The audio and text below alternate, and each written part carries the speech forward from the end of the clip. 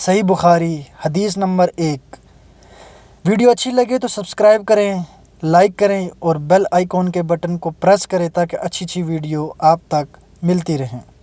آپ صلی اللہ علیہ وسلم کا ارشاد ہے، تمام اعمال کا دار و مدار نیت پر ہے، اور ہر عمل کا نتیجہ ہر انسان کو اس کی نیت کے مطابق ہی ملے گا۔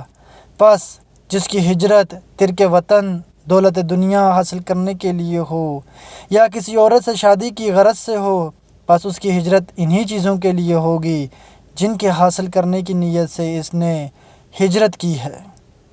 ویڈیو اچھی لگے تو چینل کو سبسکرائب کریں، لائک کریں اور بیل آئیکن کے بٹن کو پریس کریں، کمنٹس کریں تاکہ میری اچھی اچھی ویڈیو آپ تک پہنچتی رہیں۔